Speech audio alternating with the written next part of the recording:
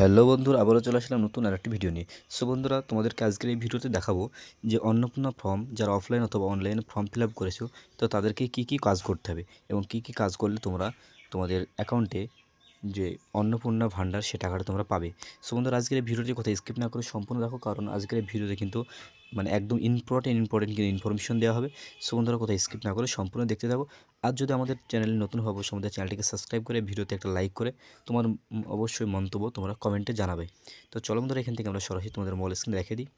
তো অলরেডি বন্ধুরা চলে আসলাম আমাদের মল স্ক্রিনে। তো দেন এখান থেকে মল স্ক্রিনে আসার পর এখান থেকে আমরা কী করবো, তো জাস্ট আমরা জানি এখান থেকে আমরা যখন অন্নপূর্ণা ফর্ম ফিল আপ করেছি, যারা অনলাইনে করেছি তারা জানি যে এরকমটা আমাদের সামনে কিন্তু এটা ইন্টারভিউ কিন্তু এখানে এসেছে।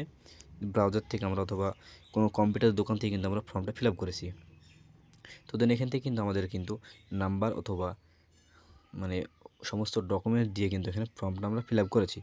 তো দেন এখান থেকে যারা অনলাইনে ফর্ম ফিল আপ করেছো, তো তাদের কী কাজ করতে হবে এবং যারা অফলাইনে ফর্ম ফিল আপ করেছো তাদের কী কাজ করতে হবে সেটা কিন্তু আজকের এই ভিডিওতে বিস্তারিত থাকবে। তো ভিডিওটা কোথায় স্কিপ না করে দেখতে থাকো। তো আমরা এখান থেকে কিন্তু অনেকে আমরা ফর্ম ফিল আপ করেছি। তো এখান থেকে যারা অনলাইনে ফর্ম ফিল আপ করেছি, তো তাদের কিন্তু কোনো কিছু করার প্রয়োজনে শুধুমাত্র তোমাদের যে ফর্ম ফিল আপ করার পর যে একটা তোমাদেরকে এরকম টাইপের কিন্তু একটা ইন্টারভিউ অথবা একটা কিন্তু তোমাদেরকে পেজ, যে তোমাদের ফর্মটি কিন্তু অ্যাপ্লিকেশনস সাবমিট হয়েছে কিনা সেটা কিন্তু একটা প্রুফ।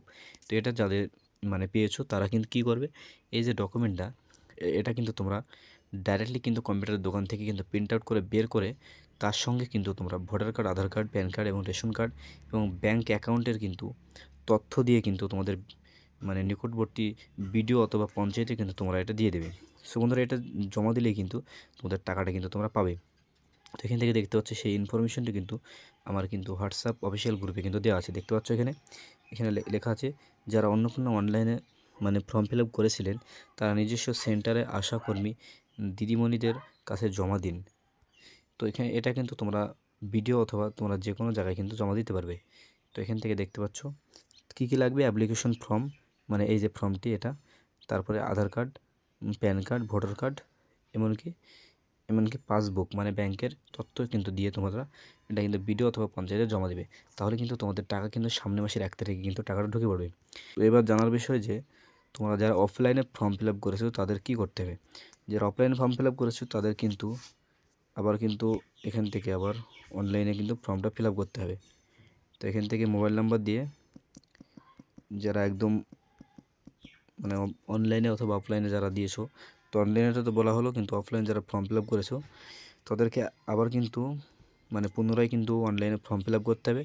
করার পরে সেই ডকুমেন্টসগুলো কিন্তু আবার এক জায়গায় কী করে করার পরে তোমাদের একটা সিগনেচার দেওয়ার পরে তোমাদের কিন্তু বিডিও অথবা পঞ্চায়েতে কিন্তু এগুলো জমা দিতে হবে। তাহলে কিন্তু তোমাদের টাকাটা পাওয়ার কিন্তু সম্ভাবনা থাকবে, নাহলে কিন্তু। তো বন্ধুরা, আজকের এই ভিডিওটি কিন্তু এই পর্যন্ত। ভিডিওটি যদি ভালো লাগে অবশ্যই আমাদের চ্যানেলটিকে সাবস্ক্রাইব করে ভিডিওতে একটি সুন্দর কমেন্ট করবে এবং আগামীতে কী বিষয়ে ভিডিও দেখতে অবশ্যই কমেন্টে জানাবে।